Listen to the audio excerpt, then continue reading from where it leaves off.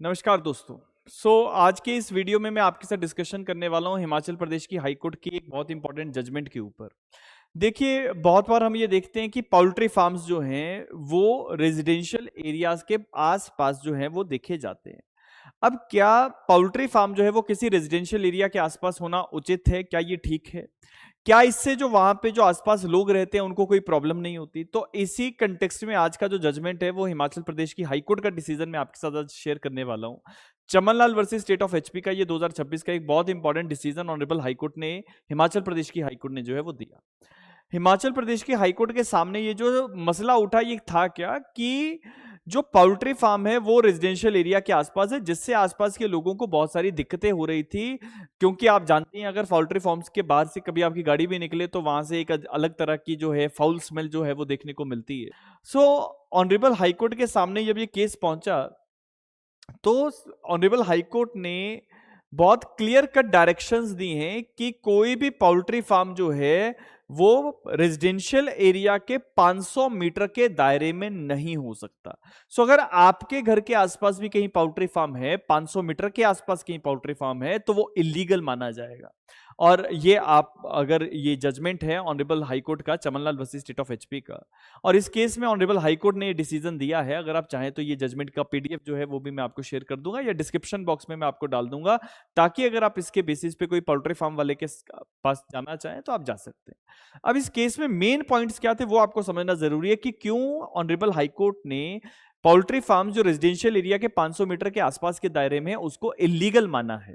ये मसला क्या है? तो ऑनरेबल सुप्रीम हाईकोर्ट के सामने जब ये केस पहुंचा तो ऑनरेबल हाईकोर्ट ने कहा कि जो छोटे फार्म्स भी हैं, छोटे पोल्ट्री फार्म भी हैं, उनको भी ये 500 मीटर का जो दायरा है इसको मेंटेन करना है। इसके आसपास जो है रेजिडेंशियल एरिया नहीं होना चाहिए।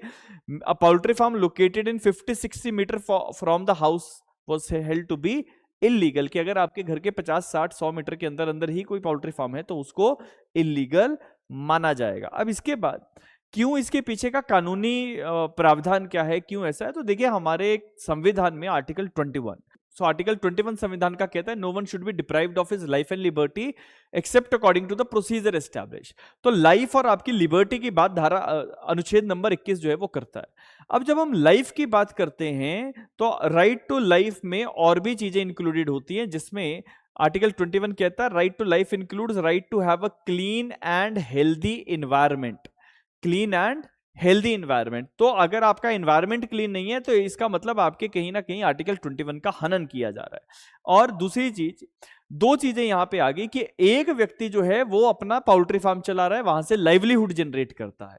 दूसरे वो लोग जो वहां रेजिडेंशियल एरिया में रहते हैं जो इस पोल्ट्री फार्म की दुर्गंध से, फाउल स्मेल से जो है वो परेशान है।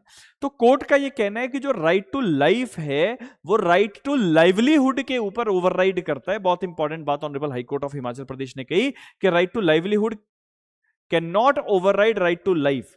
और इस अब फैक्ट्स क्या थे? तो पोल्ट्री फार्म था located very close to the residential houses, 20 से 60 मीटर की दूरी पे ही थे, और कम से कम 6000 बर्ड्स जो थे पोल्ट्री फार्म में वो रखे गए थे। अब इशू क्या थे कि जी फाउल स्मेल थी, हेल्थ की प्रॉब्लम्स थी, वहां पे कुछ हेल्थ इश्यूज आ जाते थे, पोल्यूशन कंट्रोल को लेके कोई मैकेनिज्म नहीं था, कोई पोल्यूशन कंट्रोल के मैकेनिज्म्स नहीं थे, और कोई प्रॉपर डिस्पोजल का तरीका नहीं था। जो बर्ड्स की वहां पे डेथ हो जाती थी उनको लेके कोई डिस्पोजल का सिस्टम नहीं था।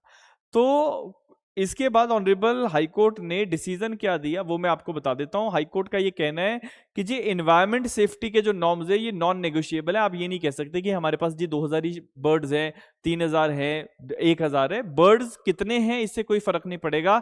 जो एनवायरमेंट सेफ्टी नॉर्म्स है वो नॉन नेगोशिएबल हैं, and minor numerical differences can not dilute the standards. की आपके पास अगर नंबर कम ज्यादा है तो इसका मतलब ये नहीं है कि हम अपने स्टैंडर्ड्स को लो डाउन कर दें। तो इसीलिए हिमाचल प्रदेश की हाईकोर्ट ने बहुत स्ट्रिक्ट ये निर्णय दिया है कि कोई भी पोल्ट्री फार्म जो है वो किसी भी रेजिडेंशियल एरिया के 500 मीटर के दायरे में जो है वो काम ना करता, वो ना ऑपरेट कर रहा हो, और अगर ऐसा है तो वो इलीगल माना जाएगा, उसको तुरंत प्रभाव से क्लोज करवाने की डायरेक्शंस जो है वो दी जा सकती हैं।